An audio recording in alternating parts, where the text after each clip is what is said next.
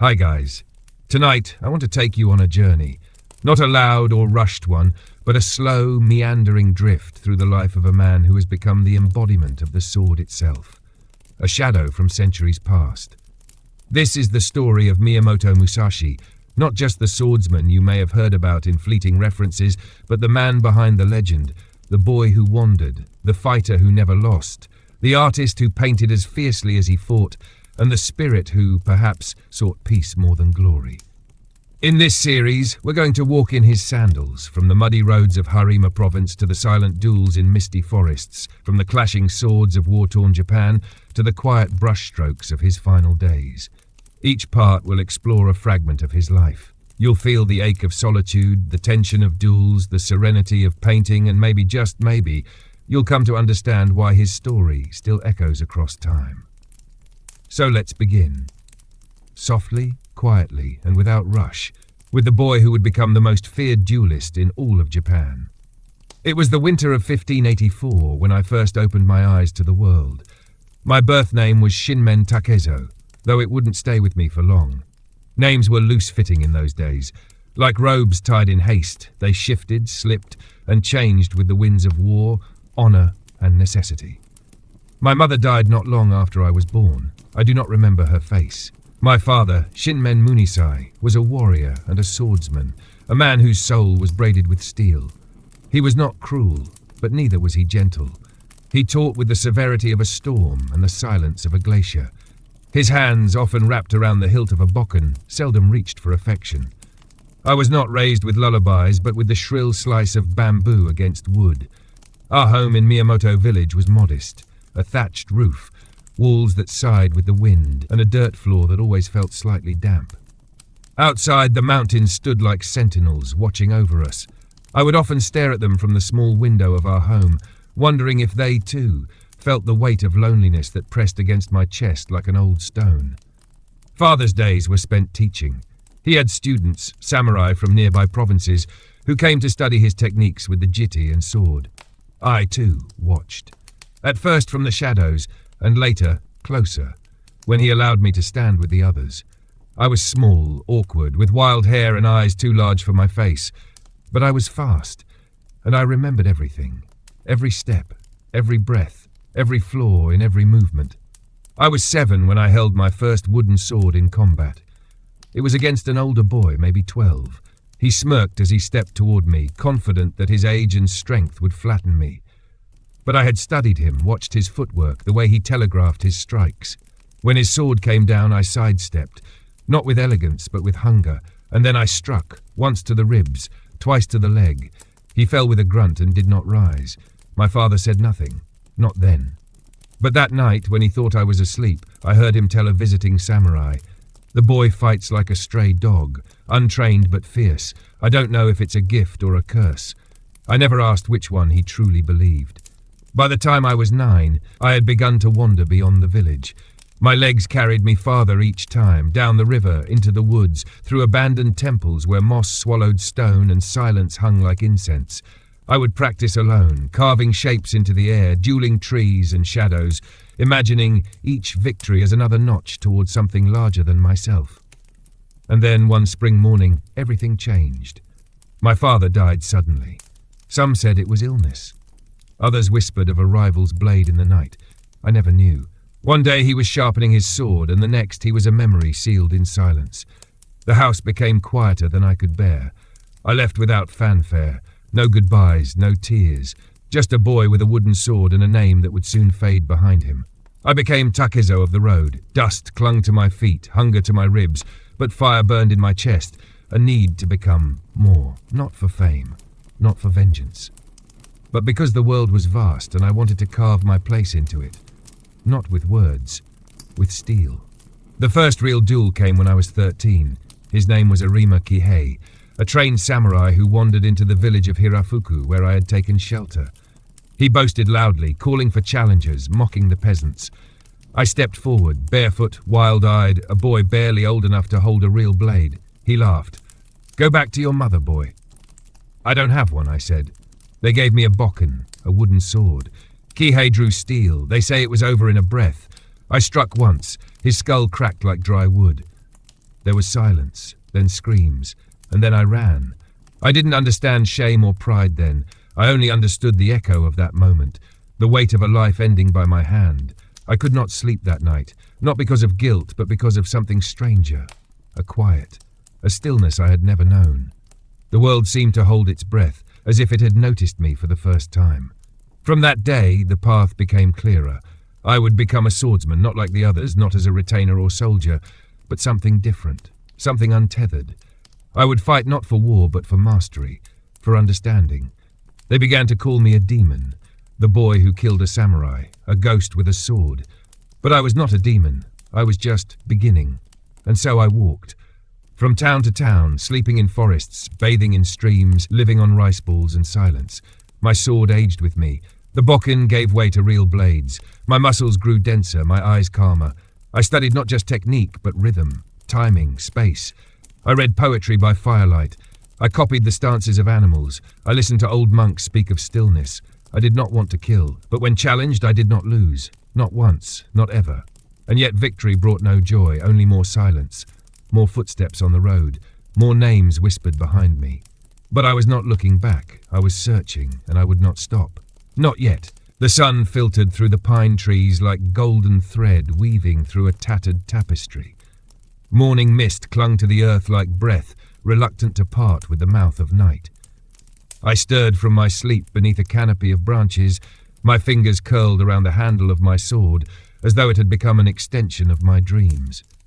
At 14, I no longer flinched when the wind howled or when footsteps echoed in the dark. I had grown into my limbs, and my muscles ached in the way old wood creaks under the weight of history. I had not yet seen the world, but the road had already begun carving its lessons into my bones. My name was Takezo still, but people spoke it in whispers now. Some spat it like a curse. Others said it with awe. Either way, it felt like a name too small to carry the burden I was becoming. The duel with Arima Kihei had become a story, one that moved faster than I could. I would enter a village, and the air would tighten, eyes narrowing from porches and paper windows. The boy who killed a samurai, the boy who smiled after. But they didn't see the smile for what it was. It wasn't triumph. It was relief. Relief that I had survived and that I had stepped closer to something I couldn't name. In those years, I avoided towns where retainers of noble houses lingered. They hated Ronin, but they despised orphaned swordsmen more, those with no house, no master, no purpose but movement. The roads between provinces were dangerous, but it was the places of structure and ceremony that frightened me more. It was in the quiet wilderness that I felt safest, where trees whispered without judgment and the rivers asked no questions. One night, I wandered into a ruined temple deep in the Akashi woods. The torii gate leaned like an old man clutching a cane, and moss blanketed the steps like time trying to hide what once was holy. Inside, I found shelter from the rain. I was wet, cold, and my rice had molded. I had not eaten in 2 days. That's when I met Takuan. He was sitting cross-legged in the shadows, as if he'd always been there, as if the temple itself had birthed him from silence. His robes were faded, patched, and smelled faintly of smoke and cedar. His head was shaved clean, but his eyes shimmered with mischief. A monk, but not a solemn one. "You look like a wild dog," he said, without looking at me. "I'm not here to talk," I muttered, wiping rain from my face. "And yet you answered," he replied. I remember freezing in that moment. Something about his voice, it didn't challenge me. It didn't seek to dominate or dismiss. It floated like incense in the stale air of the temple. Curious, calm, dangerous in a different way. He offered me food. I refused at first, my pride, my code, my silence. But my stomach betrayed me. It growled like thunder, and he smiled without malice. "Even a sword must rest in its sheath from time to time," he said, handing me a bowl of warm barley. That night, we did not talk of swords. We spoke of crows, of stars, of how the rain sounds different depending on the season. He asked me nothing of my past, and I offered nothing. Yet I felt seen, for the first time in years. Takuan would appear and disappear throughout my life like a ghost made of questions, a mirror that never told me who I was, but showed me what I avoided seeing. That night, though, he left me with only one sentence before I slept. "You fight like someone searching for something. I hope you know what it is before you find it." I didn't understand it then. Not really. I left the temple before dawn. The next few years became a blur of motion. Duels found me more than I sought them. I was challenged in alleys, in forests, by bridges under cherry blossoms, and once in a bathhouse where steam clouded our blades. Each fight carved deeper into me, not just wounds, but understanding. I began to see the breath before the strike, the tremble in the wrist, the eyes that blink just before the swing. I stopped fighting with strength alone. I began to fight with rhythm, like music, like poetry written with steel.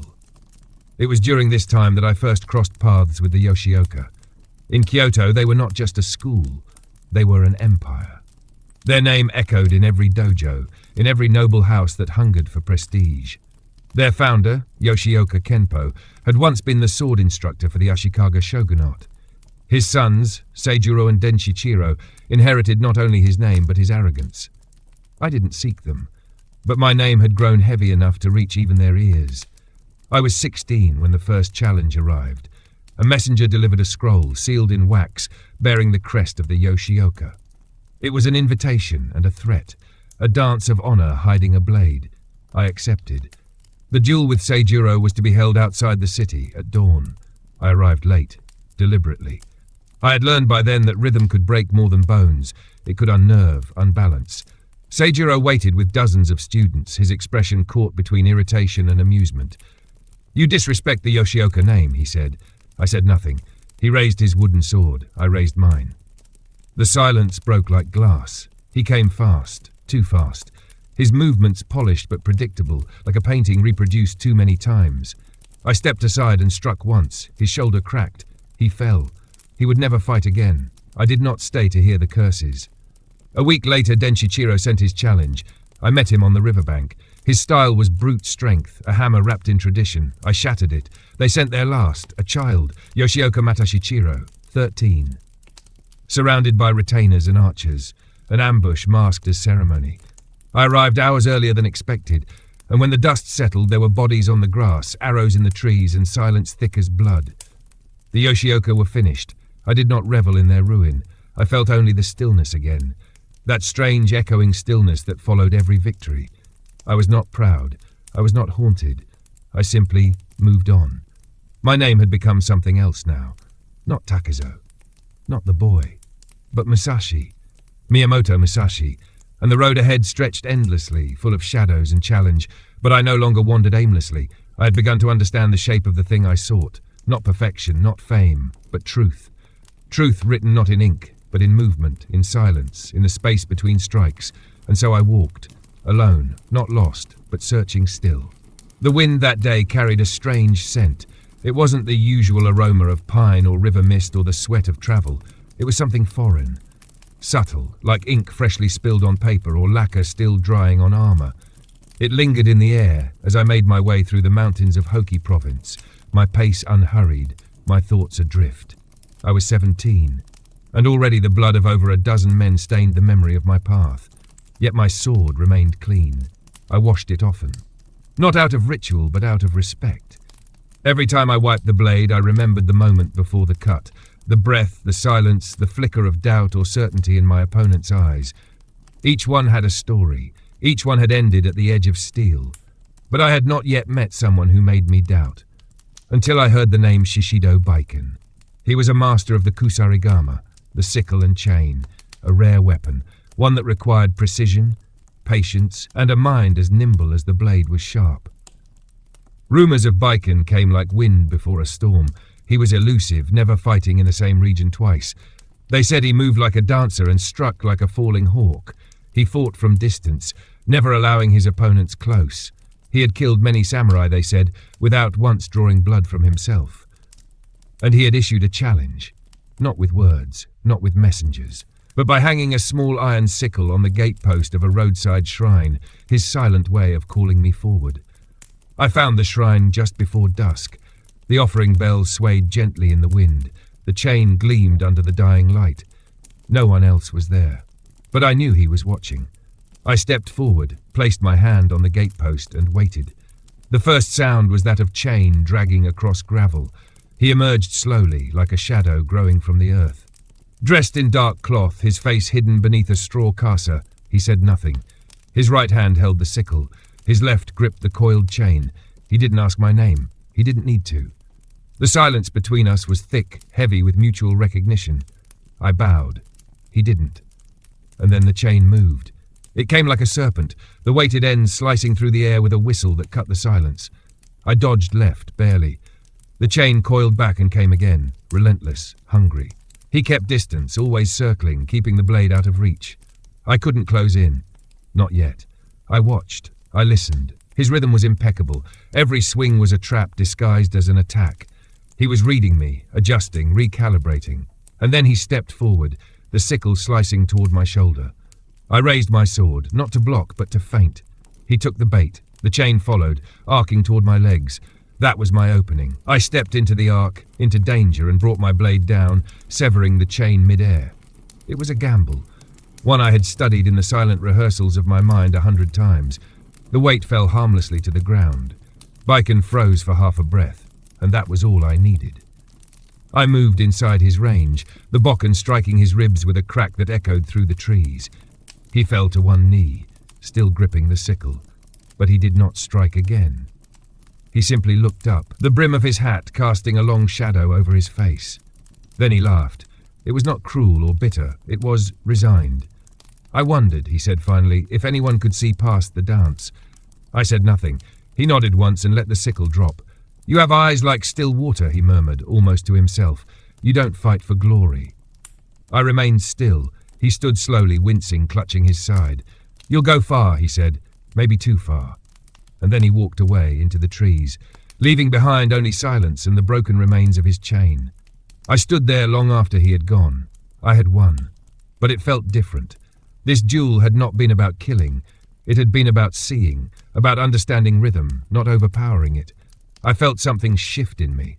That night, as I made camp beneath a cedar tree, I thought about Baiken's eyes, the calm with which he had accepted defeat, the grace in his retreat. He had fought not to win, but to test, to reveal. What was I revealing? In the days that followed, I found myself walking slower, stopping often to observe the world more deeply. I watched spiders weave, birds glide, leaves fall. I began sketching in a small notebook I'd stolen months ago from an abandoned inn.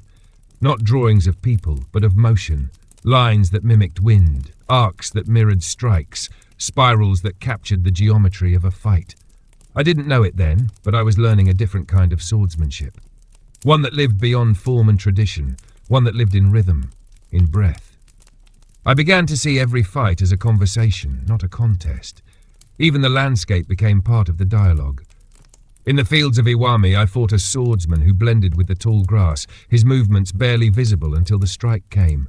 In the stone quarries of Bichu, another challenger used the uneven terrain as part of his footwork, dancing between slabs like a fox.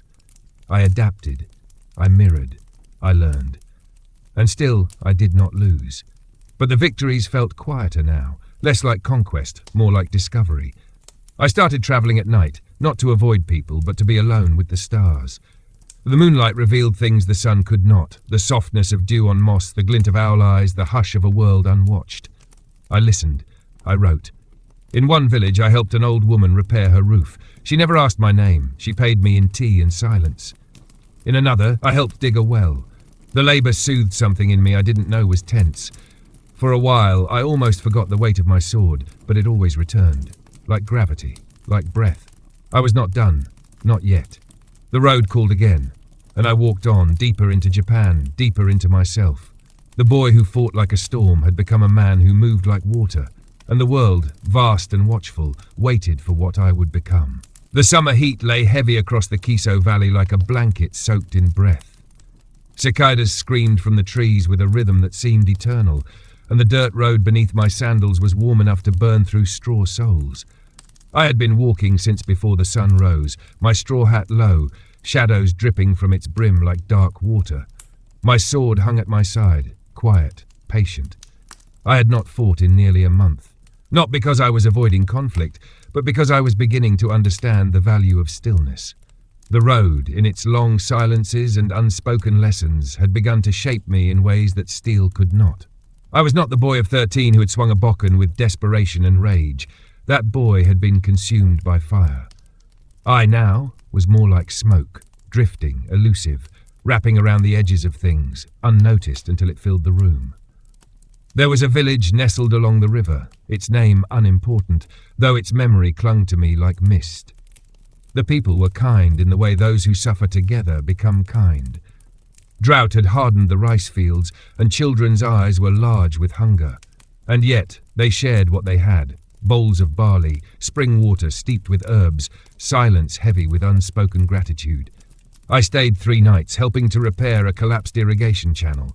My hands blistered. My shoulders ached, but I felt no resentment. Only something soft, something like belonging. On the 4th morning, just as the first light reached across the valley, a messenger arrived. He was young, no more than 15, and he rode a tired brown horse that limped with every step. He wore no armor, only a white robe stained with dust and sweat. He found me kneeling at the river, washing my hands.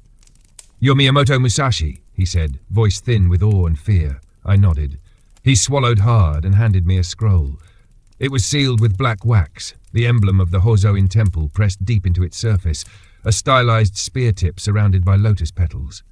A challenge, formal, direct. The Hozoin school was famed for its mastery of the spear, specifically the cross spear, a weapon that demanded grace, geometry, and devastating precision. They were not warmongers or braggarts. Their style was born in monasteries, shaped by monks who saw combat not as glory but as discipline. I respected that. I accepted. The duel was set for the 15th day of the month, under the stone pines behind the temple near Nara. I arrived early.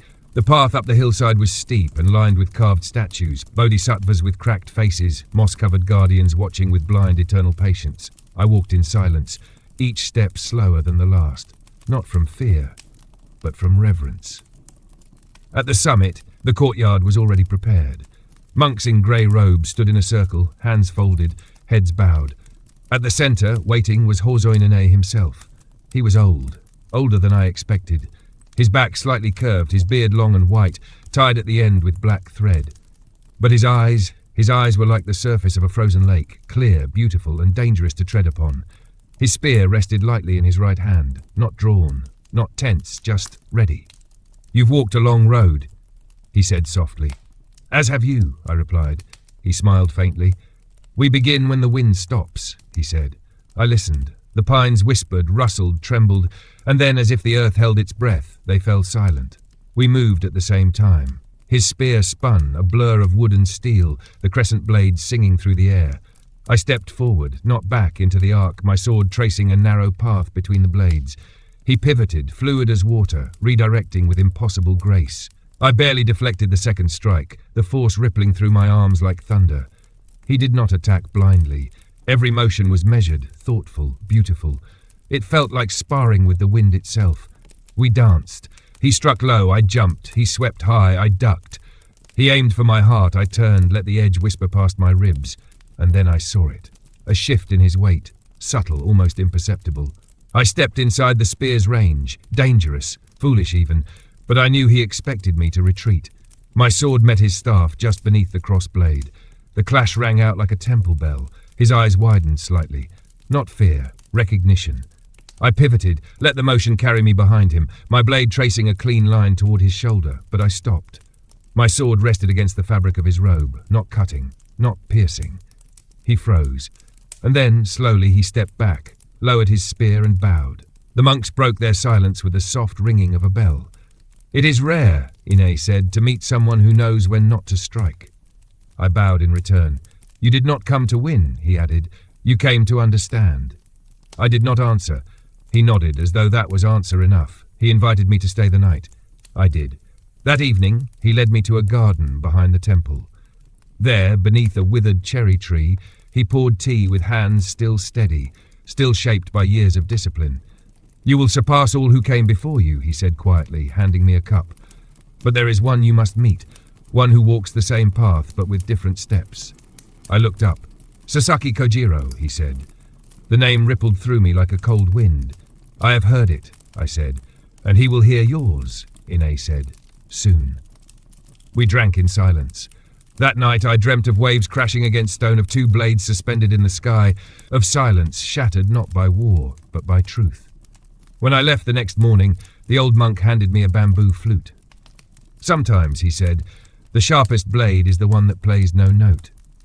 I took it, unsure why, but I carried it with me from that day on, and in the long nights to follow, beneath stars both familiar and strange, I would lift it to my lips, close my eyes, and remember the sound of the wind through the pines before it stopped. The hills of Yamashiro province were gold with late summer grass when I walked into the town of Uji. The Kizu River moved slow and wide, its surface broken only by dragonflies and drifting leaves. The town smelled of charcoal and fermenting plum. Its streets, though narrow, were tidy, lined with low wooden houses whose latticed windows revealed only shadows behind them.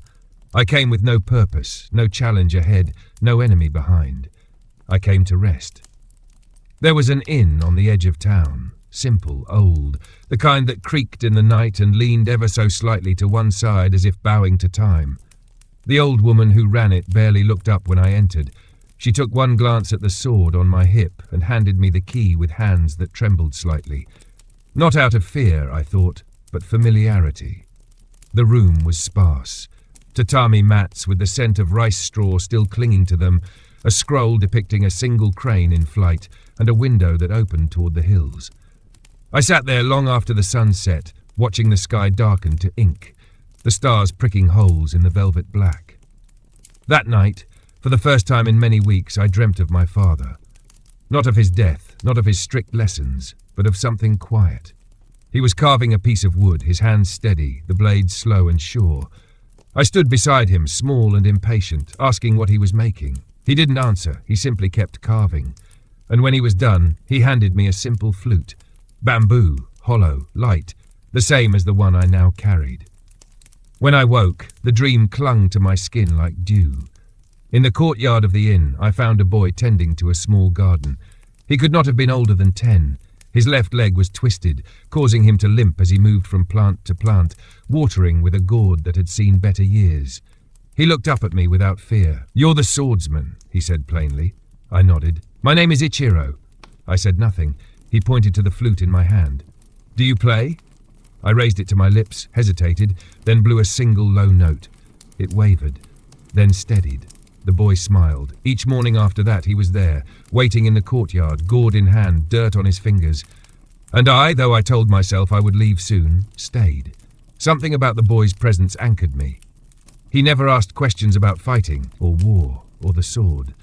He only spoke of wind, of the smell of wet earth, of a frog that returned to the same rock each evening at sunset. I listened, and each night, after the town had quieted, I sat by the window and played, slowly, haltingly, unsure. But the notes came. And sometimes I imagined they carried the scent of the dream, the memory of my father's silent hands, shaping something from nothing.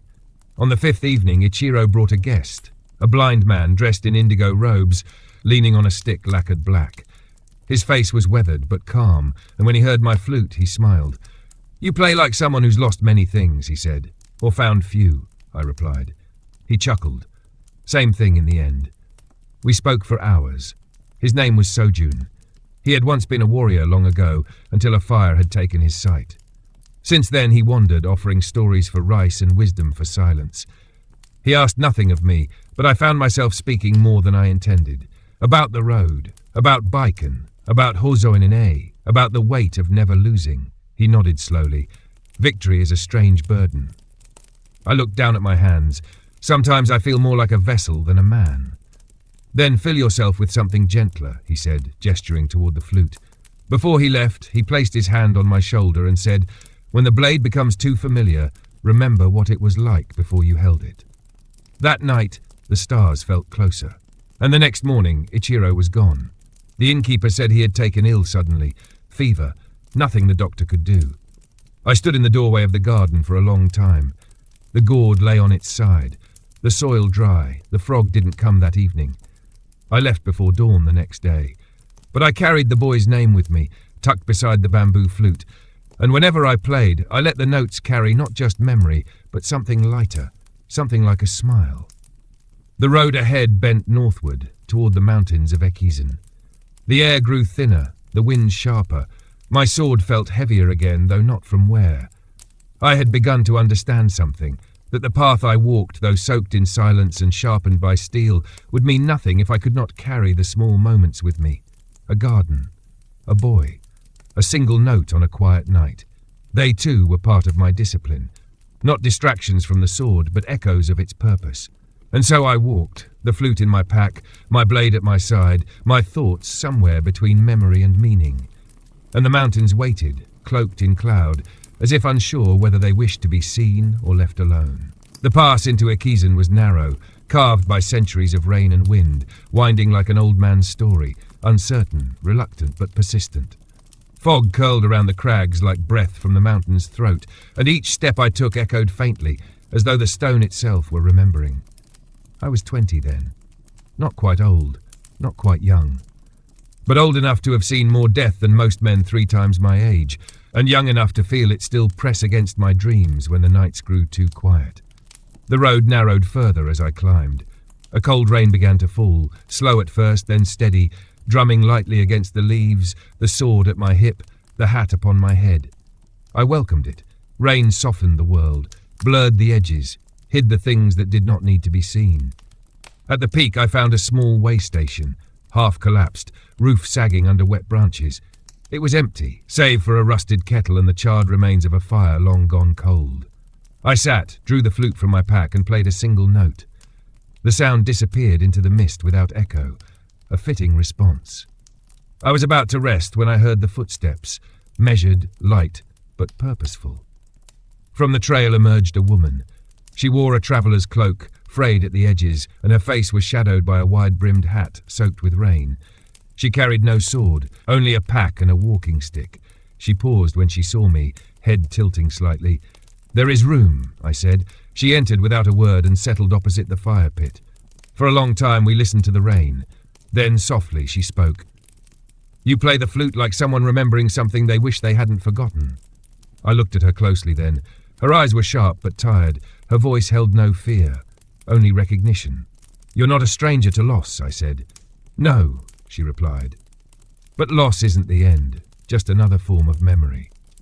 We shared dried chestnuts and tea steeped in silence. Her name was Otsu. She was from Sado Island, she said, a calligrapher's daughter, once promised to a minor samurai who died before the wedding. She had taken to wandering not out of grief, but because the world no longer felt small enough to stay in one place. She spoke of the sea, of painting waves with black ink, of the way rice paper seemed to breathe when the brush moved slowly enough. We did not speak of swords, but I felt she knew, not from rumour or name, but from the way I sat, the way my hands rested, still, ready. At dawn she stood. "I'm heading east," she said, "to see if Mount Hakusan still remembers the snow." I nodded, "And I north to find someone I haven't met." She smiled, and for a moment it felt like the mist had lifted. She turned, paused, and said, "There's more to the sword than the cut." I knew, but it was different to hear it from someone else. The trail into the valley descended steeply, rocks slick beneath the moss. I moved carefully, slowly, letting the rhythm of my breath guide each step. The weight of Otsu's presence stayed with me, not like armour, but like a scent on the wind, faint, comforting, and gone too soon. In the town of Fukui, I heard it again, the name, Sasaki Kojiro. He had passed through days before. Tall, elegant, his sword longer than any other. They said he carried it as if it weighed nothing, drew it with the ease of a fan unfolding. His style, Tsubame Gaishi, the swallow reversal, was spoken of in tones reserved for ghosts and legends. A technique so fast it mimicked the motion of a bird in flight. No one had seen it clearly, only the aftermath. 3 men dead in a clearing by the river. No injuries visible, just silence and blood. I asked nothing more, but I listened. At the edge of town was a bridge, old, arched, its planks worn smooth by time and footsteps. I crossed it slowly, watching the water below, fast, dark, full of stones. There, sitting on the opposite end, was a boy. No older than 15, barefoot, knees drawn to his chest. He watched the river like it had betrayed him. I sat beside him, saying nothing. After a while, he spoke. He said I wasn't ready. I didn't ask who. He continued. Told me to train 10 more years.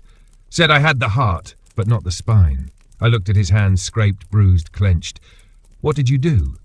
I bowed, he whispered, and waited until he was gone before I cried. I nodded. He turned to me. You're a swordsman too, I didn't answer. He stared for a while longer. Do you think I should train 10 more years? I met his eyes. I think 10 years is nothing if your spine doesn't learn to carry your heart." He frowned, trying to make sense of it. I stood, crossing the bridge. Before I vanished from his sight, I said, "Train, but not to prove him wrong. Train to understand why he was right." In the following days, I travelled the mountain paths toward Etchu. The forests were thick with cedar, their trunks rising like pillars into the heavens, blocking the sun in places where the ground never fully dried. The sound of my footsteps vanished into the moss. One night, I camped beneath a cliffside, fire flickering low. I took the flute again, played 2 notes, then stopped. I remembered Otsu's words, more than the cut. I thought of Ichiro's garden, the blind man's laughter, the monk beneath the cherry tree. They had no swords, no techniques, and yet their presence carved deeper than any blade. Perhaps, I thought, the true sword does not slice flesh. Perhaps it reveals. What I could not yet say, but I knew I was close. Not to victory, not to mastery, but to something quieter and infinitely harder to name. The road from Etchu curved eastward into Shinano like a river losing its name. Trees turned thinner, the wind more talkative. There was a scent in the air, distant firewood, the sharp tang of cedar sap, and something else I could not yet place. The kind of smell that belongs to stories long buried in the soil. I travelled alone, as always. But solitude no longer pressed on me as it once had. It had become a second skin, familiar and quiet. Each step along the trail felt like a stroke of ink on rice paper, intentional, impermanent. My sword swung gently at my side, not with menace, but like a companion that had learned to walk at my rhythm. It was in the village of Suwa that I came upon the name again, not my own, but his. Sasaki Kojiro. He had passed through only days before, they said, challenged the local lord's champion and defeated him with a single stroke. They said the man didn't even realize he had been cut until he bowed and his shoulder slipped free from his body.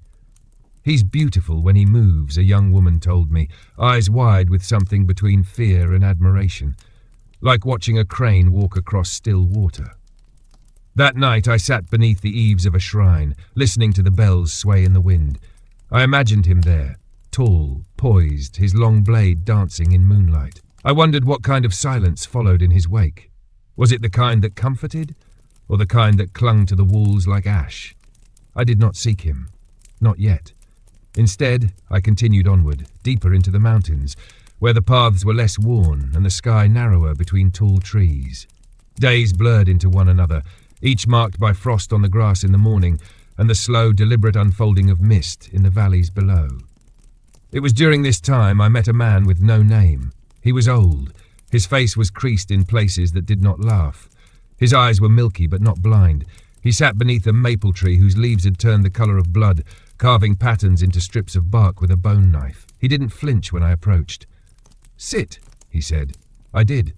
"You smell like metal," he murmured. I nodded. He didn't look at me, only kept carving. His hands were gnarled like tree roots, but precise. The bark peeled away in perfect spirals. "I used to make armour," he said. "Once, for lords who forgot my name before I had finished their sleeves." I said nothing. He paused, as if waiting for silence to catch up.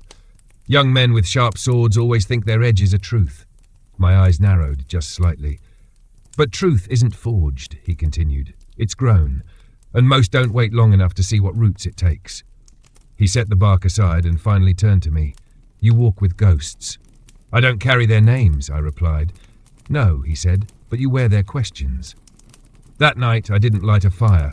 I watched the stars instead. They looked the same as they always had, but something in me had shifted, a slow tilt, as if the sky itself had turned slightly off-center, and I was the only one who noticed. In the morning I left the old man behind without goodbye. His words echoed as I walked, not sharp, not urgent, just lingering, like a scent that remains after rain. I entered a town called Shimosuwa 2 days later. It was quiet, too quiet. The shops were shuttered though the sun was high. Horses stood tied but unattended. Only the crows seemed to speak. I found the answer in the square. A man hung from the gate, not by rope, but by reputation. His sword lay broken beneath him, and a piece of parchment had been pinned to his chest with a dagger. One stroke, one death. The handwriting was elegant, balanced, like calligraphy drawn in blood. I stood there for a long while, not mourning, not judging, just recognizing. This was no challenge.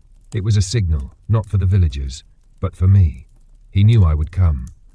I turned from the square and walked on. By the river I found a flat rock and sat for hours. The current moved gently, curling around stones, catching leaves and carrying them downstream. I removed my sword, laid it beside me, and pulled the flute from my pack. I played 3 notes. They disappeared into the wind, and somewhere far beyond the trees and mountains I imagined him hearing it. The echo of a question wrapped in breath. I wondered if he would answer. I did not know when we would meet, but I knew without doubt that it would not be long. Not because I rushed, but because the river flows, and it always brings the sea to the shore. The winter came earlier than expected in the mountains of Shinano. By the time I crossed into the high passes near Matsumoto, the snow was already thick on the trail, blanketing the world in silence. Trees stood like frozen sentries, their limbs heavy with white weight, and the river I had followed for weeks had hardened into stillness. Even the wind spoke less often. I wrapped my cloak tighter around me, pulled the scarf across my mouth, and pressed forward. Each step sank slightly into the snow. My footprints left a trail that felt too loud, too deliberate, against the untouched land. I found myself stepping lighter, as if afraid to wake the ground beneath me. The sword at my hip grew colder by the day. Sometimes I touched the hilt just to remind myself that it still lived beneath its sheath. The villages I passed through had shrunk into themselves, homes shuttered, chimneys breathing thin streams of smoke, children's laughter replaced by the muffled scrape of shovels and the rhythmic beat of rice being pounded indoors. Few spoke when I passed. Fewer still met my gaze. They did not need to ask my name. They had seen the calligraphy. Sasaki's message had travelled faster than my feet could carry me. He had not written it to boast, not to provoke. He had written it as one writes the final line of a poem. He had begun a rhythm, and I was expected to answer. In the mountain town of Hotaka, I found a shrine to Yamano Kami, the mountain god. It was modest, half buried in snow, but kept well. Offerings of persimmons and dried fish sat in baskets by the torii gate. I took shelter there for a night, grateful for the roof and the windbreak. Inside I found a single candle and a prayer scroll. I lit the candle and read the scroll aloud, not as a priest would, but as a man speaking to something older than understanding. The words were simple. Let me walk without pride. Let me strike without anger. Let me see without judgment. And when the blade sleeps, let my heart wake. I read it twice, then a third time, not for protection, but to remember. The next morning, I left an offering of my own, half a rice ball and the tip of a broken arrow I had carried since a duel 2 years past. A reminder of a wound I had taken when I hesitated. I did not need it anymore. I followed the snow-lined path out of the mountains and into the lower valleys of Kozuke province. There the snow turned to slush, the trees to cedar groves, and the sky opened wider. I could smell charcoal again and the tang of fermented bean paste from roadside shops. In the town of Numata I heard the rumours again. Sasaki had been seen by the river, not fighting, not challenging, fishing, always alone. They said he fished for hours without bait, and sometimes he stared at the water as if listening to a voice only he could hear. One man, a blacksmith with hands like mallets, told me, he doesn't speak much, but when he does, his words feel like they're choosing you. I asked nothing more. That night I did not sleep. I sat on the roof of the inn, staring at the moon reflected in the puddles below. A few geese passed overhead, their cries trailing behind like echoes searching for home. I tried to picture him clearly. Not his sword, not his technique, but his face. What did a man look like who had never lost? Was there wariness in his eyes, or anticipation? Did he move like a man walking towards something, or a man running from it? I remembered something Hozo Inine once said, "When you meet your mirror, do not polish it, look into it." And I began to understand. This duel, when it came, would not be about skill. It would not even be about victory. It would be a conversation, one that could only be spoken in motion. The next day I walked alone to the river. The snow had melted into mud, and the water was fast again, murmuring to itself with secrets of stone and fish. I sat beneath a willow and listened. I didn't expect to see him, but I thought I might feel him. And I did, not in footsteps, not in breath, but in the way the air grew still as if the world paused to inhale. And there, across the river, stood a figure in blue, tall, straight. a long blade strapped across his back, curving like the wing of a bird in flight. He did not wave, he did not speak, he simply stood and then slowly turned and vanished into the trees. I stayed by the river until sunset, the shape of him burned into the back of my eyes. He was real now, no longer a name, no longer a rumor, and soon we would meet, not for glory, not for vengeance, but because two rivers, having run their course, must finally meet the sea. The winter came earlier than expected in the mountains of Shinano. By the time I crossed into the high passes near Matsumoto, the snow was already thick on the trail, blanketing the world in silence. Trees stood like frozen sentries, their limbs heavy with white weight, and the river I had followed for weeks had hardened into stillness. Even the wind spoke less often. I wrapped my cloak tighter around me, pulled the scarf across my mouth, and pressed forward. Each step sank slightly into the snow. My footprints left a trail that felt too loud, too deliberate against the untouched land. I found myself stepping lighter, as if afraid to wake the ground beneath me. The sword at my hip grew colder by the day. Sometimes I touched the hilt just to remind myself that it still lived beneath its sheath. The villages I passed through had shrunk into themselves, homes shuttered, chimneys breathing thin streams of smoke, children's laughter replaced by the muffled scrape of shovels and the rhythmic beat of rice being pounded indoors. Few spoke when I passed. Fewer still met my gaze. They did not need to ask my name. They had seen the calligraphy. Sasaki's message had travelled faster than my feet could carry me. He had not written it to boast, not to provoke. He had written it as one writes the final line of a poem. He had begun a rhythm, and I was expected to answer. In the mountain town of Hotaka, I found a shrine to Yamano Kami, the mountain god. It was modest, half buried in snow, but kept well. Offerings of persimmons and dried fish sat in baskets by the torii gate. I took shelter there for a night, grateful for the roof and the windbreak. Inside, I found a single candle and a prayer scroll. I lit the candle and read the scroll aloud, not as a priest would, but as a man speaking to something older than understanding. The words were simple. Let me walk without pride. Let me strike without anger. Let me see without judgment. And when the blade sleeps, let my heart wake. I read it twice, then a third time, not for protection, but to remember. The next morning I left an offering of my own, half a rice ball and the tip of a broken arrow I had carried since a duel 2 years past. A reminder of a wound I had taken when I hesitated. I did not need it anymore. I followed the snow-lined path out of the mountains and into the lower valleys of Kozuke province. There the snow turned to slush, the trees to cedar groves, and the sky opened wider. I could smell charcoal again, and the tang of fermented bean paste from roadside shops. In the town of Numata, I heard the rumors again. Sasaki had been seen by the river, not fighting, not challenging, fishing, always alone. They said he fished for hours without bait.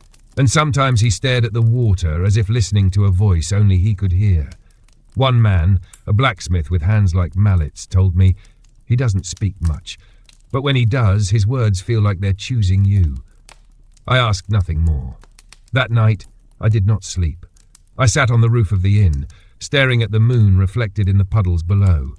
A few geese passed overhead, their cries trailing behind like echoes searching for home. I tried to picture him clearly. Not his sword, not his technique, but his face. What did a man look like who had never lost?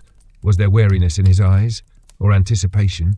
Did he move like a man walking towards something, or a man running from it? I remembered something Hozo Inine once said, "When you meet your mirror, do not polish it, look into it." And I began to understand. This duel, when it came, would not be about skill. It would not even be about victory. It would be a conversation, one that could only be spoken in motion. The next day I walked alone to the river. The snow had melted into mud, and the water was fast again, murmuring to itself with secrets of stone and fish. I sat beneath a willow and listened. I didn't expect to see him, but I thought I might feel him, and I did. Not in footsteps, not in breath, but in the way the air grew still, as if the world paused to inhale. And there across the river stood a figure in blue, tall, straight, a long blade strapped across his back, curving like the wing of a bird in flight. He did not wave, he did not speak, he simply stood, and then slowly turned and vanished into the trees. I stayed by the river until sunset. The shape of him burned into the back of my eyes. He was real now. No longer a name, no longer a rumor. And soon we would meet. Not for glory, not for vengeance, but because two rivers, having run their course, must finally meet the sea. Spring arrived without fanfare. It crept slowly through the soil, unfurling the first tender shoots of grass where snow had long clung like old regrets. The rivers, once locked in ice, now rushed again with purpose, carrying with them the melt of memory. The plum trees were the first to bloom, tiny white flowers trembling in the breeze like whispers too shy to become words. I walked beneath them with my eyes half closed, the petals falling onto my shoulders, into my hair, onto the blade at my side. They did not melt like snow. They lingered, briefly. Then they were gone. In a village near the border of Musashi province, I stayed in a temple for 7 days. Not to pray, but to wait. The monks there were young, mostly, their heads freshly shaven, their robes too large. They cooked rice quietly, moved as though each footstep carried a lesson, and smiled often but spoke little. They did not know my name, or if they did, they never said it. On the third night, one of them, no older than 15, asked if he could see my sword. I said no. He bowed, respectfully, then asked, "Do you ever wish you didn't carry it?" I paused. "No," I said, "but sometimes I wish I hadn't needed to." He seemed to understand. On the 6th morning a letter arrived. It was left at the gate by a rider who did not wait for reply. No seal. No signature. Just 5 characters brushed in a hand I recognized. Ganryujima, first light. Ganryujima, an island of wind and stone. Small, uninhabited. A place where the tide moved fast and the sun struck the waves like fire. It was time. That evening I cleaned my sword with care. Not for battle, but for remembrance. The blade, though sharp, had dulled slightly from travel. I honed it with the slow patience of a monk tending his garden, each stroke along the whetstone a thought, a memory, a name. I did not sleep that night, not out of fear, but because the silence was too full. I left the temple before dawn, travelling by boat down the river and toward the sea. The wind was calm, the oarsman silent. We passed reeds swaying like dancers at the edge of waking, and fishing boats still anchored in the dark. By mid-morning, I arrived in Kokura. It was there on the coast that I met an old friend, Takuan. He had aged, though his eyes still shimmered with that curious, amused glint, as if the entire world were a riddle only he understood and never intended to solve. "You're late," he said, though I was not. "You always say that," I replied. He offered me tea. I accepted. We sat on the veranda of a quiet inn facing the water. "Do you think he's ready?" Takuan asked after a long pause. "He doesn't need to be," I said. "He only needs to be there." He nodded, then looked at me sideways.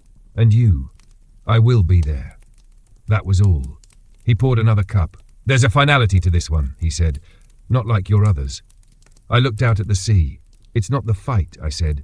"It's the arrival." The island loomed in the distance, barely a shape against the horizon. Just a suggestion of Earth where sea once ruled.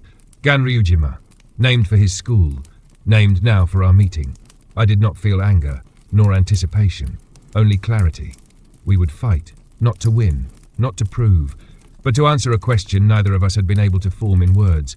At dusk I found a length of wood washed up on the shore, smooth, water-worn, heavy. I shaped it with my knife into the form of a bokken, longer than usual, matching the reach of his blade. I carved slowly, patiently, letting the shape reveal itself. By lantern light, the wood glowed like honey. This would be the sword I carried. Not steel, but intent. I slept briefly, the kind of sleep that comes not from exhaustion, but acceptance. At dawn, I boarded the boat alone. The sky above was pale, streaked with silver. The water below churned, restless and alive. The island grew larger with each stroke of the oar. I stood at the bow, the bokken wrapped in cloth across my back, my real sword left behind in the boat's belly. I would not need it. As we neared the shore, I saw him. Sasaki Kojiro, tall, straight, his hair tied high, his back to me, watching the sea as if it might speak. He turned slowly as the boat touched sand. His face was calm. There was no surprise in his eyes, only recognition, and something close to relief. I stepped onto the island. The sand beneath my feet was cool, damp. The wind moved across the stones like a breath between us. Neither of us bowed. We didn't need to. We had been bowing toward this moment our entire lives. He reached for his sword. I reached for mine. The world grew quiet, and then we moved. The first sound was not steel. It was the sea. A long breath pulled from the deep, curling against the rocks like it too had waited for this moment. The waves moved with a rhythm older than either of us.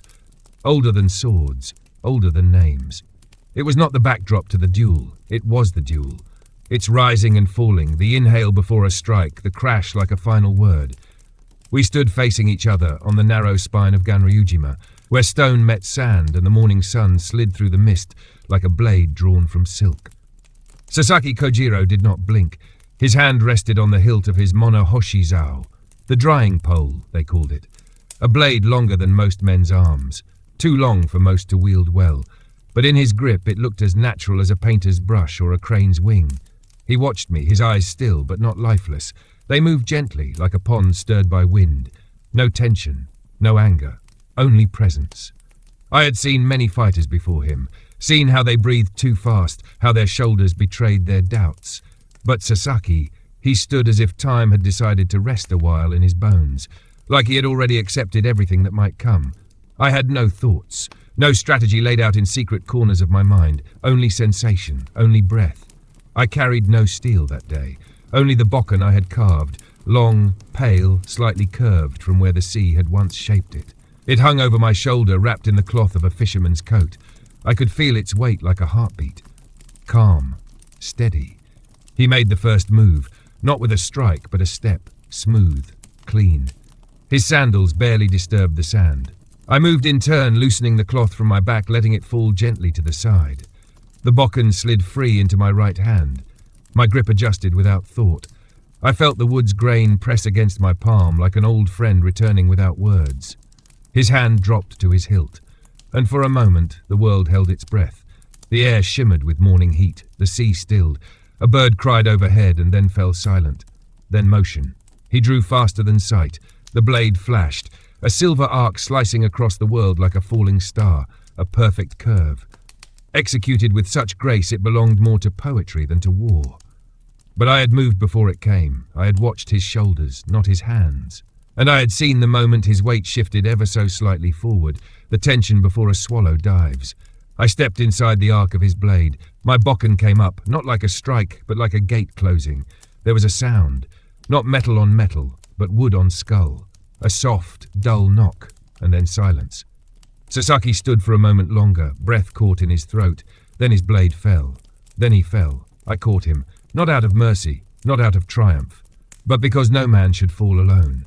His eyes met mine. They did not question, they did not accuse, they understood. He tried to speak, but no words came. Only a long breath, released as if the weight of everything had finally lifted. I laid him down gently on the sand, his hair spread out like ink across the shore. His blade beside him, untouched by the sea, and the waves moved in again, closer now, as if to wrap the island in its final act. I stood there for a long time, not victorious, not mournful, just still. And the wind returned, and the gulls cried once more, and the world resumed. Behind me, the boat waited. I walked back across the sand, the bokken dragging faint lines behind me. I did not look back. I did not need to. He was with me now, not as an opponent, but as a question answered. A rhythm concluded, a silence filled. The oars moved slow. Each stroke parted the water like a breath drawn through clenched teeth, deliberate, soft, reverent. The sky above Ganryujima had turned a gentle grey, as if it too bowed its head in the aftermath. Mist clung low to the waves, veiling the island behind me. The sea had swallowed the blood, the footprints, the sound. All that remained was memory. I did not speak as we returned to shore. The boatman did not ask. When my sandals touched land again, the world felt distant, not in its colour or sound, but in its texture. The ground was too solid, the air too warm. I had left something behind on that island, not just a rival, but a rhythm I had lived within for years. Sasaki Kojiro had not been a man to defeat. He had been a path, and I had walked its final step. In Kokura, the town buzzed with silence when I passed. Word travels quickly, even when carried only by the wind. They looked at me not as victor, but as something untouchable, like a painting of a storm viewed from within a house, beautiful, distant, unknowable. Takuan met me again at the inn. He did not smile. "You're still breathing," he said. "So is he," I replied, "in the space that remains." He poured tea. We sat without words, only the slow steam curling into the quiet. "I wondered," he said after a time, "if you would lose." I hoped I might, I said. He looked at me then, not with judgment, not with pity, but with something slower. Understanding, perhaps. Because it would have given you something else, he said. I nodded. Yes, a door, instead of a mirror. That night I did not dream. Or if I did, the dreams were made of water and wind and nothing that held shape long enough to speak. In the weeks that followed, I stayed near the coast, not out of rest but reflection. I walked the beaches barefoot, letting the sand wear at my skin. I watched fishermen mend nets and children skip stones and dogs sleep in doorways. I played my flute some nights, though the notes came harder now, more fragile, as if they too had witnessed something they could not translate. One evening, while seated beneath the bent frame of a half-dead pine, a young man approached me. He wore a katana on his hip. His hakama was clean, his movements practiced. He bowed. I saw the duel, he said, voice tight. I nodded. I want to learn, he continued. From you. I shook my head gently. Why? Because you won. I looked away. Then you've already missed the first lesson. He stood in silence, shifting. Eventually he asked, Then what is the first lesson? I watched the horizon for a while where the ocean kissed the fading light. To understand, I said, that the blade is not the answer. He left without another word. I was grateful. Weeks turned to months. I travelled inland again into the mountains of Bungo, where the mists rose early and the roads twisted like old songs. I carried fewer things now, only my sword, my flute, and a small book of blank pages. I had begun to write. Not teachings, not instructions, but observations, rhythms, moments, like the way a heron lifts its foot before stepping, the way silence pulls in the space between thunder and rain, the way pain softens when you name it gently. I wrote not to be read, but to remember. Sometimes I would sit by a riverbank, sword beside me, pages open on my knees, and think of him. Kojiro. Not as he fell, but as he stood, still as stone, sharp as wind, alive, in the way only those who truly listen can be. And I knew then what had truly passed between us. Not technique, not fate, but recognition. Two men walking different paths that led to the same breath. And when that breath ended, it left behind not sorrow, but space. A place to continue, to begin again, with empty hands and open eyes. The rain returned in early summer, soft and constant, like the earth exhaling after holding its breath too long.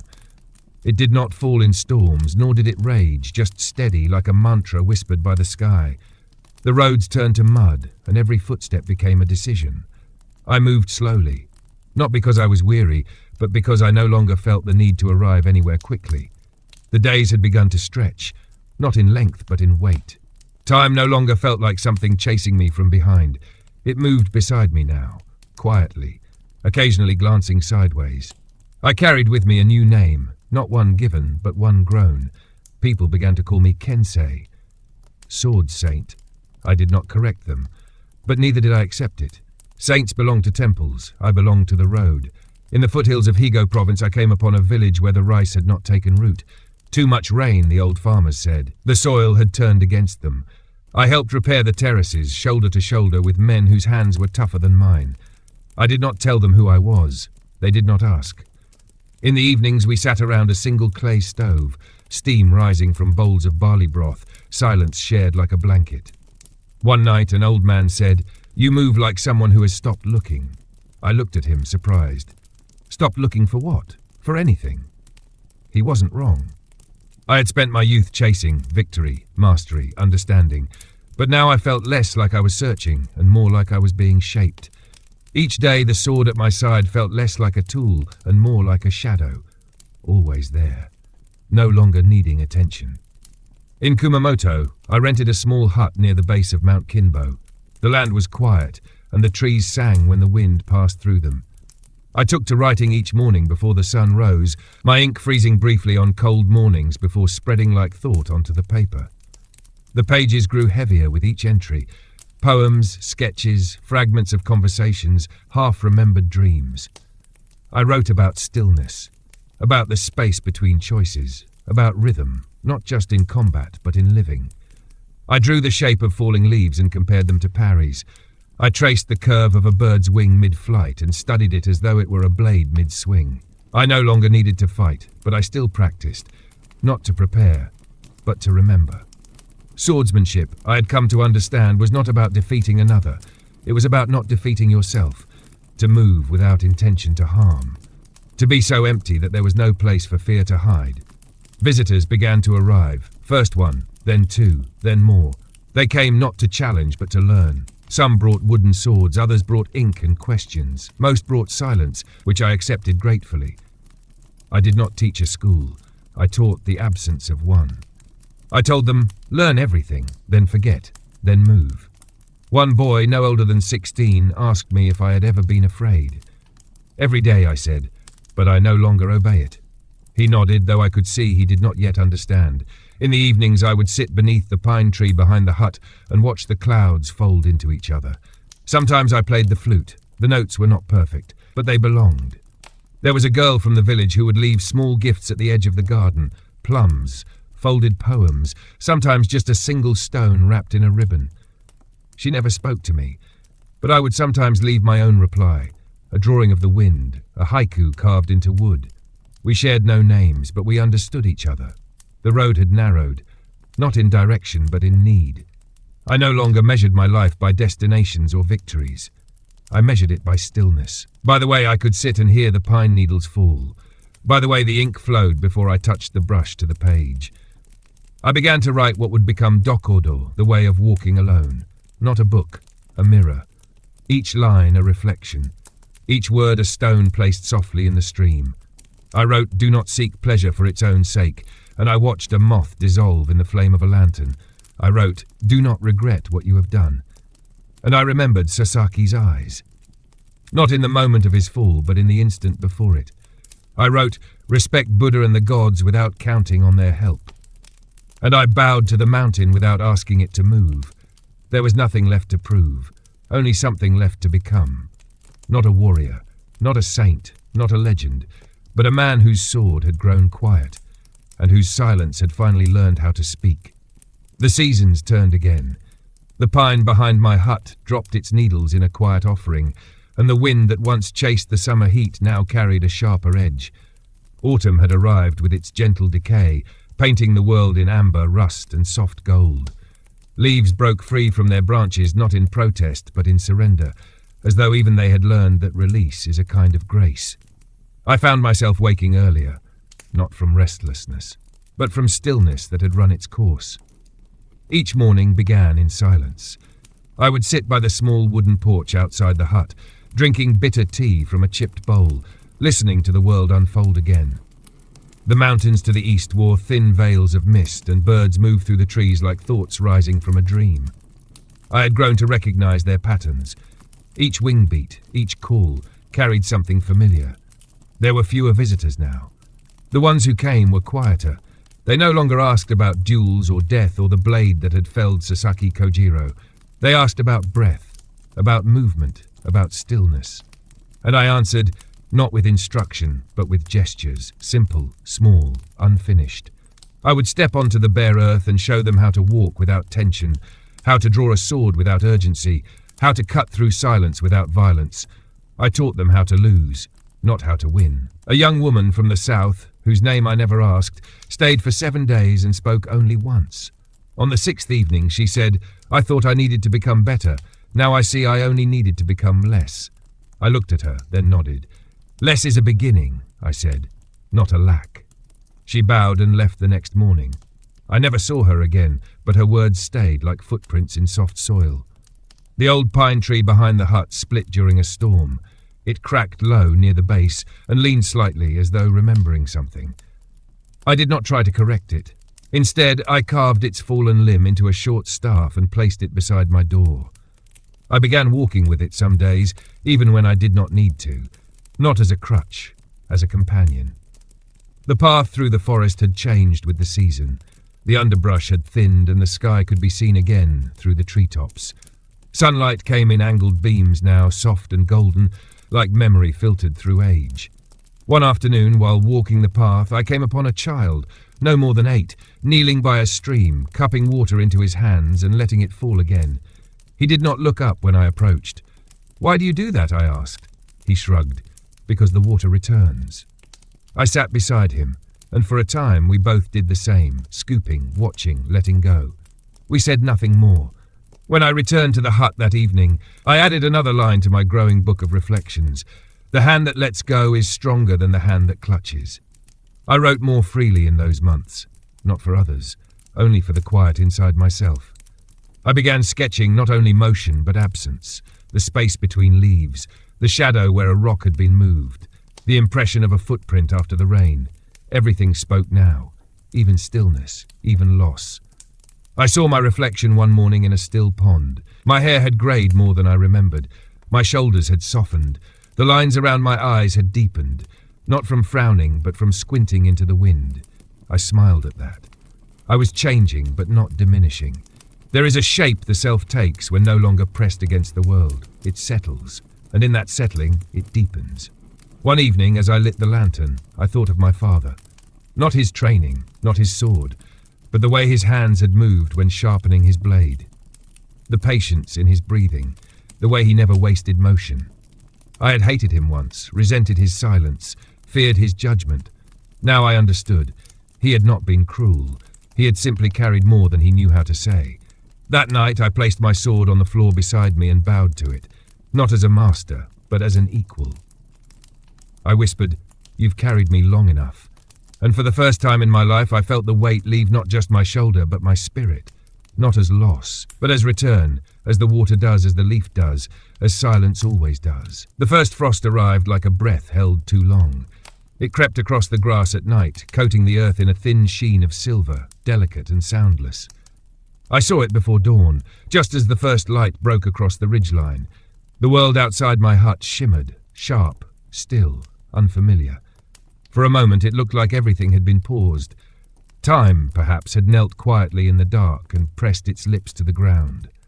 I stepped barefoot into the cold, feeling the earth beneath me resist and yield all at once. The cold did not bite, it revealed. Each breath hung before me like a ghost. I had begun to walk more in the mornings before the village stirred.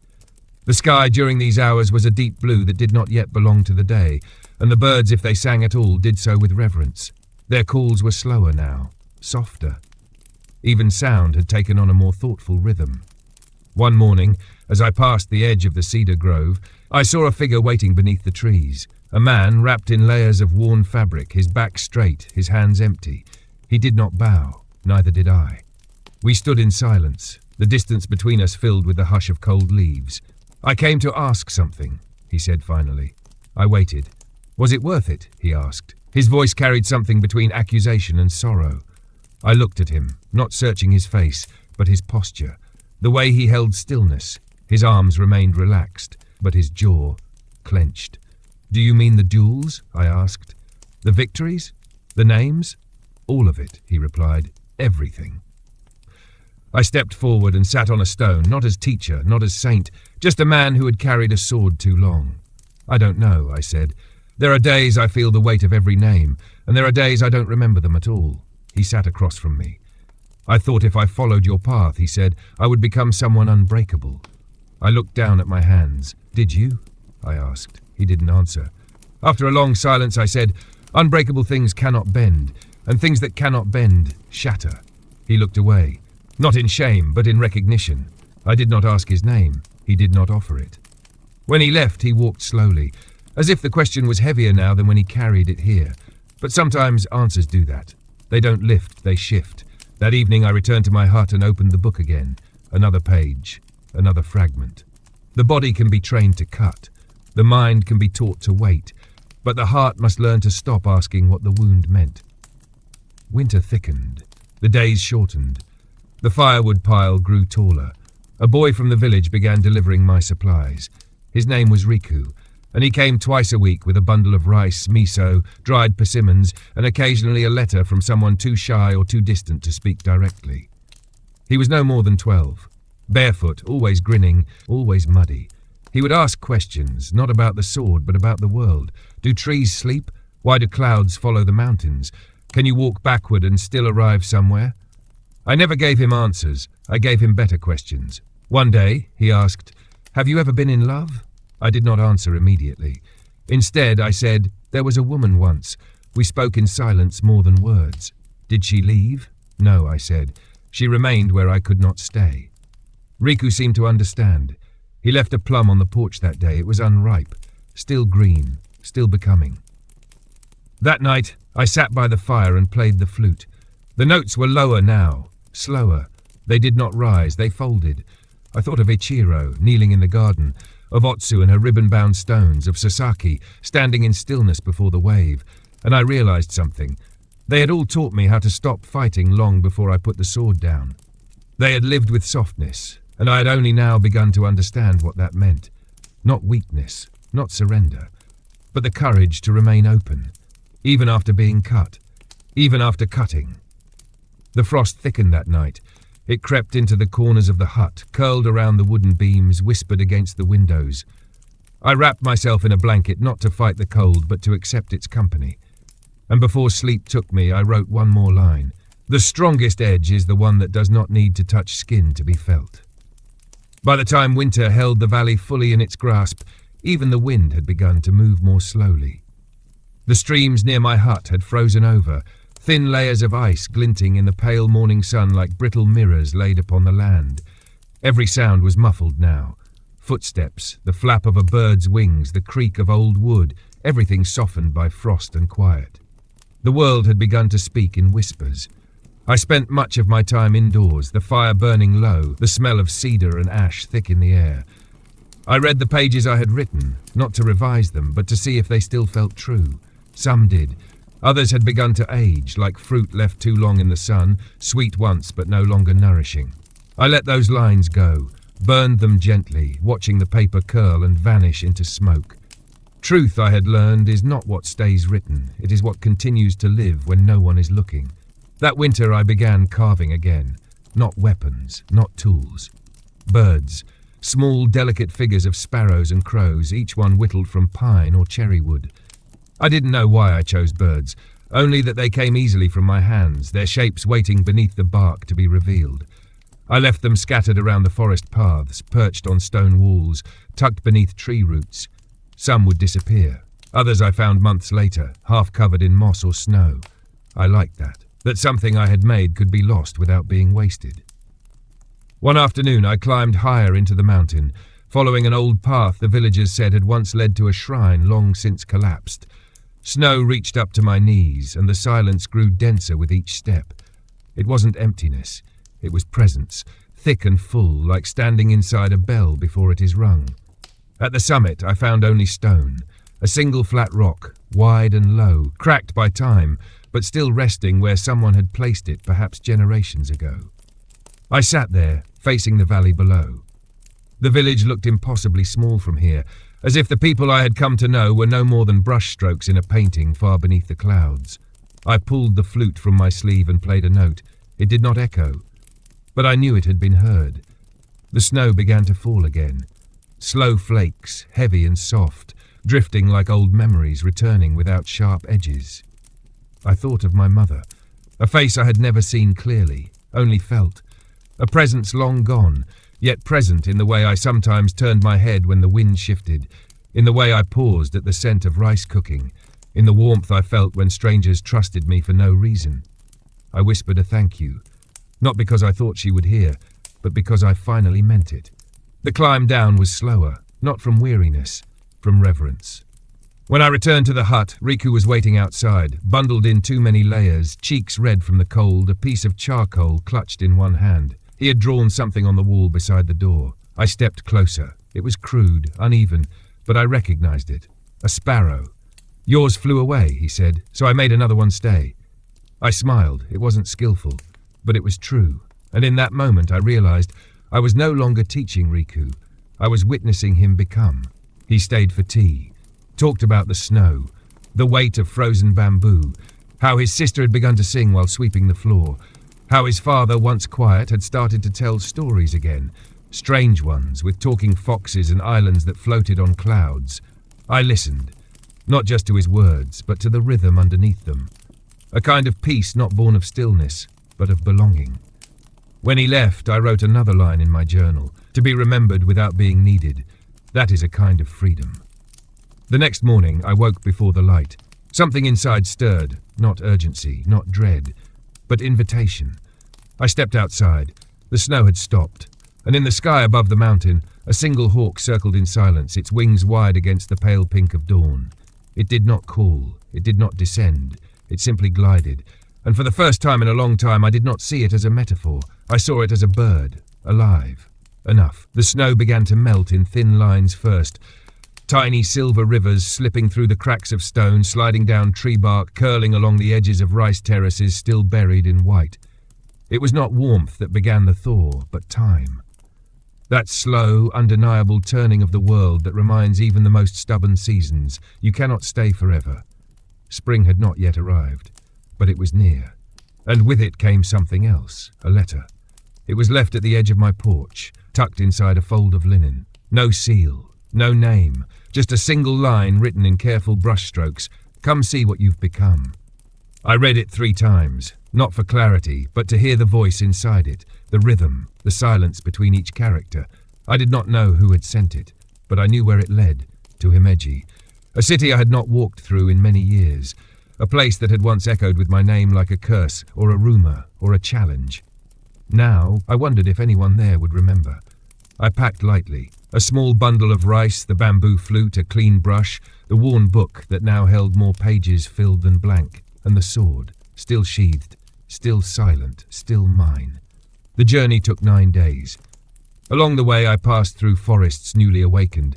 Buds trembled on branches, frogs stirred beneath damp stones, and the rivers, once buried beneath ice, had begun to hum again. I slept under trees in empty shrines, once in the corner of a barn where the oxen blinked at me with indifferent peace. I walked slowly, not from age, but from attention. When I arrived in Himeji, it was dusk. The city had grown, stone walls taller, streets cleaner. The smell of iron and sweat still hung in the air, but now it mixed with the scent of new thatch, lacquer, and miso simmering behind paper windows. No one recognized me. Not at first. I found the old district where I had once trained, where I had once fought 3 men in an alley because one of them laughed too loudly when I passed. The alley was gone now, paved over. A shop stood there selling paper lanterns in soft pastels.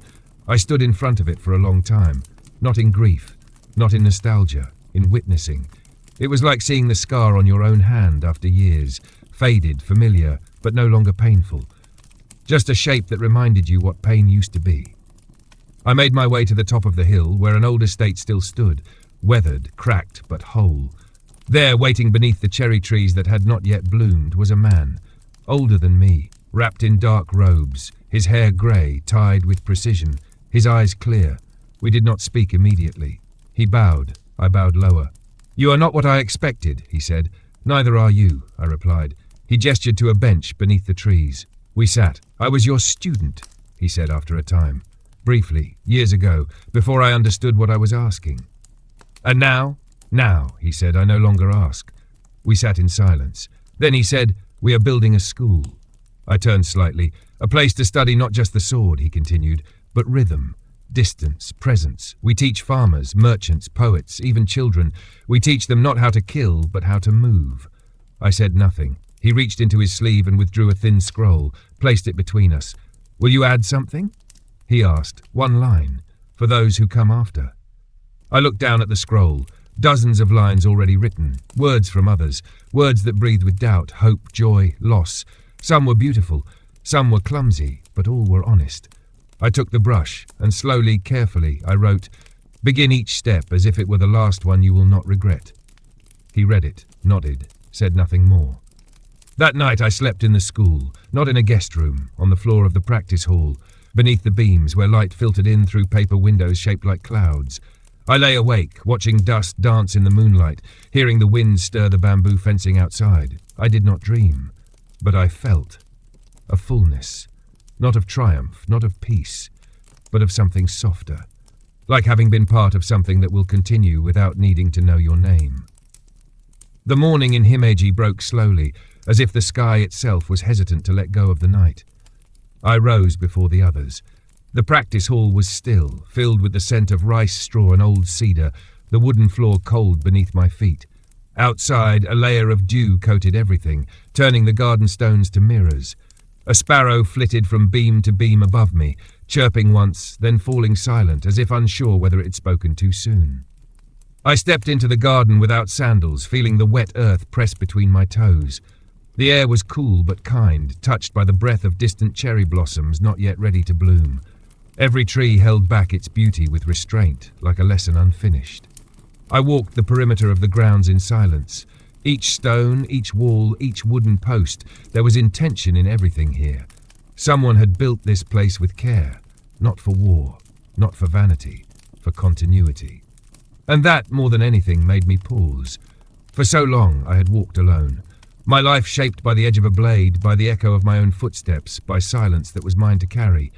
But now here I felt the rhythm of others, not interrupting mine, but weaving with it. I remained in Himeji for 3 more days. During that time I did not teach, I only watched. The students, some young, some old, some missing fingers, others missing certainty, moved across the courtyard like leaves in wind. They did not seek mastery, they sought understanding. I saw one boy fall a dozen times in a single hour. Each time he stood slower, but with less frustration. At the end of the lesson, he bowed to the one who had bested him and said, "Thank you for the truth." That night I could not sleep. I returned to the garden, sat beneath the now blushing cherry trees, and opened my journal once again. The wind stirred the pages, and I let it. When it stopped, I took up the brush. Let your body forget the strike, and your heart remember the pause that came before it. I left that page open on the table. Let the ink dry with the night. On the 4th morning, I prepared to leave. The man who had once been my student walked with me to the edge of the city. He carried no sword, only a bundle of scrolls tied with a single strand of black thread. "You could stay," he said. I looked toward the mountains. "I have stayed," I replied, "in the way that matters." He bowed. I returned the gesture, then turned and walked. The road narrowed again as I left the city behind, winding through fields where rice had not yet taken root. The land was preparing itself, slowly and with patience. I walked without urgency, each step more like a note than a motion. By midday, I reached a small stream. The water was cold, shallow, full of pebbles that shimmered beneath its surface like coins offered to the gods and forgotten. I knelt, cupped the water, drank. The cold shocked my throat. It made me aware, once again, that I was alive, that I could still be surprised. A few paces away, someone had tied a bundle of straw together, shaped like a man. It leaned awkwardly against a tree, its arms outstretched, its chest pierced by broken arrows. A practice dummy, left behind, or left to be found. I stood before it, bow in my head, then turned away. There was nothing left to fight, only things left to learn how to forgive. By evening, I arrived in a village too small to name. It had no gates, no markers, just the smell of soup from a single home and the rhythmic knock of someone pounding miso in a wooden barrel. A dog barked once, then returned to sleep. I asked for no lodging. Instead, I slept beneath the eaves of an old well. The stars that night were few, but bold, like the first words spoken after long silence. I thought then of the sea, of Ganryujima, of the wind on my face, the sand beneath my feet, the sound of Sasasaki's blade slicing the air. I did not feel pain in the memory, nor pride, only distance. The kind of distance a wave knows from the shore it has already touched.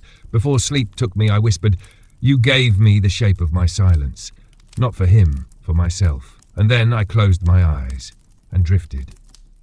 The days began to grow long again. In the southern valleys, where plum trees had already begun to bloom, light lingered late into the afternoon, casting golden shadows across dry fields and crumbling walls. The roads were warmer now, not only underfoot, but in the way strangers nodded as I passed, no longer wary, no longer cautious. Some recognized me, most did not. But that too was a kind of freedom. I had stopped correcting those who mistook me for a monk. I had stopped offering names altogether. When asked, I would smile and bow, or sometimes answer with a question of my own. Something soft, something that left space behind it. I had grown less interested in being understood, more interested in the space that misunderstanding revealed. There was a village tucked into a bend of the Kumagawa River where I stayed for 2 weeks. It had no school, no temple, only a single road lined with willows, their branches brushing the rooftops when the wind came down from the hills. The people there made paper, long sheets of it stretched across racks in the sun, drying like skin. They asked if I could teach the children how to hold a brush. Not to fight, to write. I agreed. Each morning, I sat with 7 children under the eaves of the grain house, guiding their hands through the motions of ink and breath. I told them to think not of what they wanted to write, but how it felt before it was written. Let your wrist be empty, I said. Let your shoulder remember the wind. One girl, Aya, could barely sit still. She smeared the ink constantly, her fingers blackened, her brush worn to a stub by the 5th day. But on the 6th morning, she came to me quietly and placed a page in my lap. It was imperfect, but it moved. The characters curved like reeds in water, unsteady, alive. I said nothing. She beamed anyway. That night, I added a line to my journal. Perfection is the moment when effort forgets itself. The villagers, curious about me, began to leave offerings at my door. A bowl of rice, a handful of beans. An old woman once left a single sandal with a plum tucked inside it. I accepted them all, returned only silence and the occasional nod. On the 12th evening, the village held a gathering. Not a festival, just a simple gathering, with food and laughter, and the cracking of sticks in a communal fire. Children ran in uneven circles, old men leaned against one another, and someone played a shamisen, slightly out of tune but steady in rhythm. I sat at the edge of it all, cross-legged, the firelight touching only the hem of my robes. And I realized something I had never truly known before. You do not need to be part of the circle to be warmed by its flame. It was then that a traveller approached.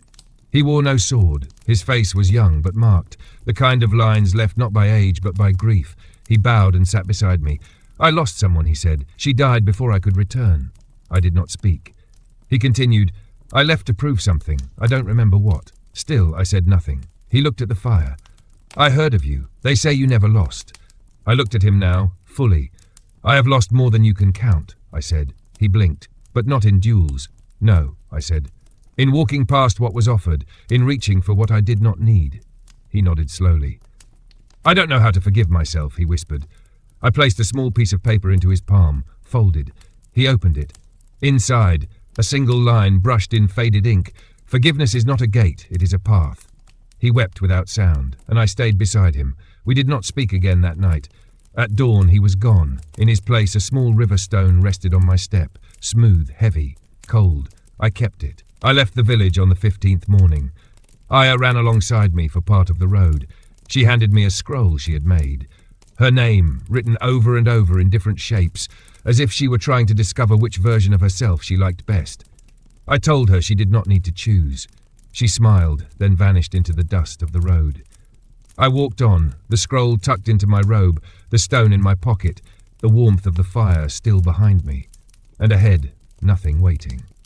Only the next bend, the next breath, the next silence. The road narrowed again. This time not because of the land, but because of the way I walked it. My steps had grown smaller, not slower, measured, not hesitant. I no longer scanned the horizon as I once did. The distance no longer mattered.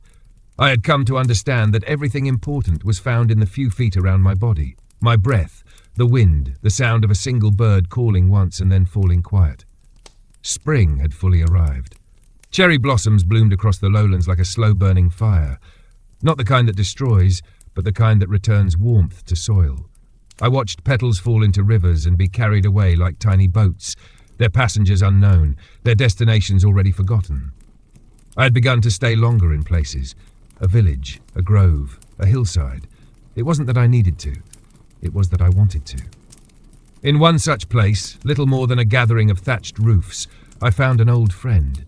He was seated on a woven mat outside his home, carving small cups from ginkgo wood. His beard had whitened, his back bent further, but his eyes held the same mirth as they had when we last crossed paths 20 years before. His name was Renji. He had once been a soldier and for a short time a rival, but we had never crossed swords, only stories. When he saw me, he did not rise. He simply laughed. I thought the wind had carried you off long ago. It tried, I replied, but I walked slower than it expected. He poured tea. We sat. The conversation moved like old music, unhurried, rich with pauses. We spoke of weather, of food, of the strange things children say, not of war, not of death, not of reputation. Later, he brought out a box from beneath the floorboards. Inside were old keepsakes, ribbons, letters, a broken comb, and a wooden charm with faded writing carved into it. This, he said, placing the charm in my hand, was from the only woman who ever made me wish I had been born as someone else. I did not ask who. I did not need to. He told me something then I had never heard before. I used to envy you, not for your sword, but for the way you always looked like you were walking away from something lighter than what I carried. I turned the charm over in my palm. The wood was soft with age. And now? I asked. He smiled. Now I see we were all carrying the same thing. We just held it in different places. That evening, I played my flute beneath the blooming sakura in his garden. The notes were quiet, uncertain, shaped by wind and the crackling of pinewood on the fire. Renji fell asleep listening. His head tilted back, mouth open, arms folded like he was dreaming of something simple. I left before sunrise, not because I needed to go, but because I had nothing left to say. I left the wooden charm on his mat, wrapped in the cloth he'd once used to bind his sword hilt. Let the past sit with those who could tend to it. The next few weeks were spent following rivers. I watched the water move around stones with the kind of patience that only comes from not needing to arrive. I studied the shape of driftwood, the angle of reeds bent by current. Every movement in the natural world seemed to echo what I had once tried to learn through steel. Now it came without thought. Not a technique, but a way. In one town, a priest invited me to speak with his students. They were not warriors. They studied scripture, tended to the sick, cleaned the bones of the dead with small brushes and water drawn from mountain springs. They asked questions like, what is strength? What is forgiveness? Is a silent man a wise one or merely afraid? I told them I didn't know, but that I listened to the wind more now. That sometimes the best answer is a long walk before dawn. Before I left, the priest gave me a small pouch of salt and said, for the road that still remains. I tied it to my belt, let it swing gently with each step. On the 34th morning since leaving Renji's home, I found myself on a ridge above a field of yellow flowers. The air smelled of rain, not rain falling, but rain near. The sky pulsed softly with low clouds, and in that moment everything stilled. I thought of my first duel, the boy I struck, the breath I held, the stillness that followed, and I realized this was the same moment, no different, only more complete. I sat, let the flowers move around me. I did not need to write that day. The memory was already shaped, it had found its place, and it was enough. The days became warm enough again for bare feet on packed earth. I felt the shift not in the sun, but in the shadows, shorter now, softer around the edges. Birds began to return to the forest near the river, and insects hummed again in the tall grasses. The world, it seemed, had exhaled, slowly, fully. I walked less often now, not from weariness, but from fullness. The road no longer called to me like it once had. Its voice was quieter now, like an old companion satisfied simply to share the silence. I remained near the banks of the Kuma River, where the soil was dark and rich, and the air always carried the faint scent of wet stone. I built a small shelter with my own hands, not a house but a frame, enough to shield from rain and let the wind pass through without resistance. I planted nothing, cultivated nothing. I gathered what the forest offered, mushrooms, wild greens, roots shaped like curled fingers. And I began to write again, more deliberately, not in the journal I carried, but on thick sheets of handmade paper brought by a monk who visited once every 10 days.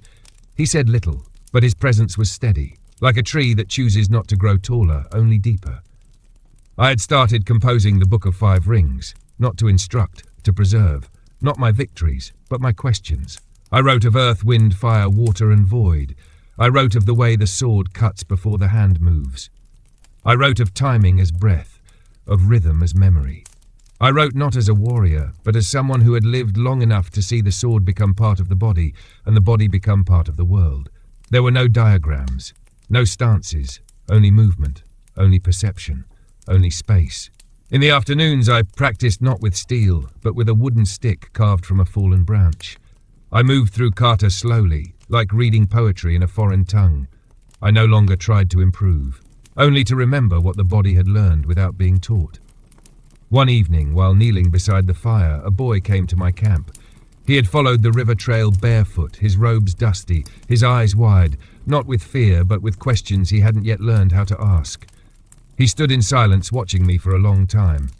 Then he said, "Is it true you killed more men than anyone else?" I stirred the coals before answering. That's not a thing to be proud of. Then why did you do it? I gestured for him to sit. He did. I once thought I had to prove something, I said. That I had to be the sharpest edge, the final answer. And now I know the sharpest edge is the one that learns not to cut. He frowned. But what if someone comes to kill you? I looked at him. Then I will try not to be where they strike. He considered that, then nodded as if filing it away for later. He asked if he could stay the night. I said yes. In the dark, he whispered, "Are you lonely?" I answered without turning.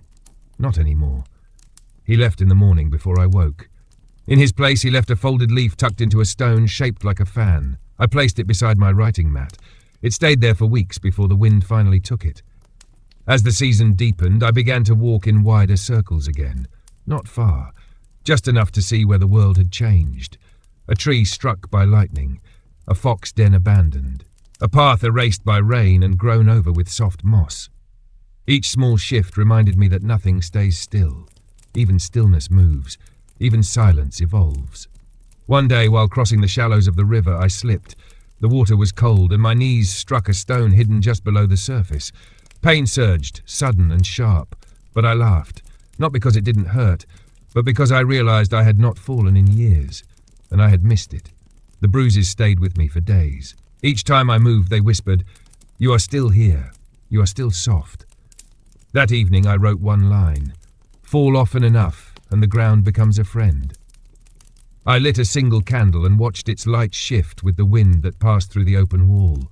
The flame danced, then stilled, then danced again. I placed my brush beside the inkstone and slept with nothing left to guard. The scent of summer returned before the heat did. It came first in the way the wind changed direction, carrying with it the smell of distant rain, fresh grass, and something older still, something like memory left out to dry. The nights were warmer now. Cicadas sang again, softly at first, then in waves that rolled across the valley like a language too ancient to forget. I rose earlier each morning, not from obligation, but because sleep had grown light and the birds called without apology. By then, the manuscript of the Book of Five Rings was nearly complete. I read each section aloud to the wind before sealing it in cloth. Each word like an echo returned to its source. The teachings did not feel like mine anymore.